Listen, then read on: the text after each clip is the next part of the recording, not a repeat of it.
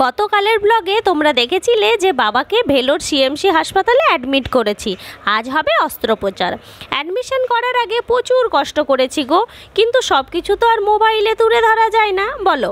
সেই রকম পরিস্থিতিও ছিল না আমার। তখন মনে হচ্ছিল যে করেই হোক বাবাকে আগে ভর্তি তো করি, তারপর দেখা যাবে। সত্যি কথা বলতে এখানে চিকিৎসা করা না খুব একটা সহজ ব্যাপার নয়, অনেক নিয়মকানুন আছে, আর তুমি যদি সেগুলো না জানো না তাহলেই হবে অসুবিধা। আমার ক্ষেত্রেও তাই হয়েছে। সেই নিয়েই গল্প করব আজ। তো বলো, কেমন আছো তোমরা সবাই? ভালো আছো তো? বনবালিকার নতুন আরও একটি ব্লগে তোমাদেরকে অনেক অনেক স্বাগত জানাই। এখন সকালবেলা ওই ভোর 5টার মতো বাজছে। তো নার্স এসে আমাদেরকে বলে দিয়ে গেল তৈরি হতে, কেননা কিছুক্ষণ পরেই হবে অপারেশন। এই দেখো, অপারেশনের জন্য বাবাকে নিয়ে যাওয়া হবে স্ট্রেচারে। তো এখানে সেটাও তৈরি। তো বলল যে স্নান টান সেরে একদম যেন রেডি থাকে পেশেন্ট। তো বাবাকে এখানে মোটামুটি আমি পুরো রেডি করে দিয়েছি, নখ কেটে সব কিছু রেডি করে দিয়েছি। তো বাবা এখানে বসে আছে, আর খাওয়া দাওয়া তো একদম কিছু চলবে না, জলও চলবে না।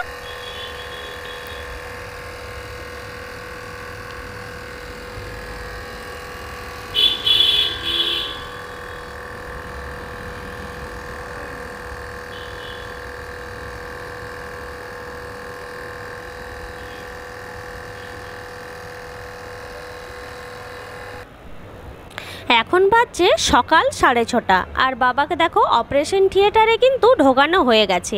বাবাই প্রথম পেশেন্ট অপারেশনের জন্য। তো এখানে ঢোকানো হয়ে গেছে, আর আমরা এখানে বসে বসে অপেক্ষা করছি, আমি, ভাই আর মা মিলে। তো সকালবেলায় বাবার একটু কাশি হচ্ছিল, সেই কারণে বাবাকে না মুখে একটু গ্যাস দেওয়া হচ্ছিল, যেহেতু কাশি হচ্ছিল বলে। আর এখন না ভীষণ টেনশনে আছি যে কখন হবে অপারেশন, কখন হবে। তো এখন দেখো প্রায় সকাল থেকে মানে সকাল ছেড়ে এখন দুপুর হয়ে গেছে।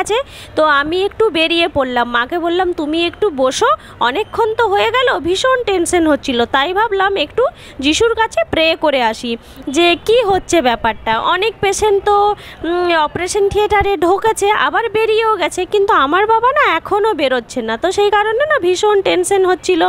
তো এলাম যিশুর কাছে একটু প্রে করতে যে যেন সব কিছু ঠিকঠাক থাকে। তারপর এখন হচ্ছে রাত্রিবেলা, রাত এখন ওই 8:30টার মতো বাজছে। তো তারপরে দেখো বাবাকে এখানে বেডে দেওয়া হয়েছে। তো বাবার অপারেশন না অনেকক্ষণ ধরে হয়েছে। তো অপারেশন হতে সময় লেগেছে প্রায় 10 ঘন্টা। সকাল 6:30 থেকে বিকেল তোমার ওই সন্ধ্যে 6:30 পর্যন্ত অপারেশন থিয়েটারেই ছিল। তো ওই জন্য না ভীষণ টেনশন হচ্ছিল। অ্যাকচুয়ালি এত বড় অপারেশন না আগে কখনো কারুর শুনিও নি, আর সত্যি কথা বলতে আমাদের নিজেদের মধ্যে কখনো এত বড় কিছু ফিলও করিনি। তো বাবারই এই প্রথম এত বড় কিছু দেখলাম, ওই জন্য না ভীষণ টেনশন হচ্ছিল। তো এই যে এখানে বাবাকে বেডে দিয়ে দিয়েছে, এখন তো বাবা অচৈতন্য অবস্থায় আছে। তো জ্ঞান ফিরলে একটু একটু তার মধ্যেই খাওয়াতে বলছে এখানে, ওই জন্য আমি একটু অ্যাপেল জুস, আর এখানে মা দেখো লজে যেয়ে পরে আবার এখানে এনে দিয়েছে একটু ডালিয়া। তো এখানে এই একটা ব্যাপার ভালো, ডাক্তার না সবসময় খাওয়ার ব্যাপারে সচেতন থাকে। মানে পেশেন্ট যখনই একটু সচেতনতা বোধ করে তখনই যেন সবসময় পেশেন্টকে খেতে দেওয়া হয়। তো একটু একটু একটু একটু করে সেই জন্য সব সময় খাওয়ানোর চেষ্টা করছি। আর দেখতেই পাচ্ছ আমি এখন রুমের মধ্যে একাই আছি। তো এখানে আর মানে মা নেই, মাকে লজে পাঠিয়ে দিয়েছি, যেহেতু মা না ভীষণ ভীষণ টেনশন বোধ করছে, আর বাবাকে তো একদম মানে চোখে দেখতেই পারছে না।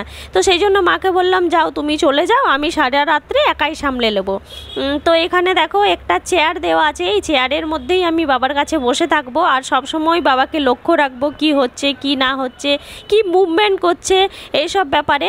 আর এমনিতে সবসময় তো নার্সরা আসছেই, দেখে শুনে যাচ্ছেই, কখনো পালস এসে চেক করছে, কখনো প্রেশার এসে চেক করছে, সব সময় এখানে চেক হচ্ছে।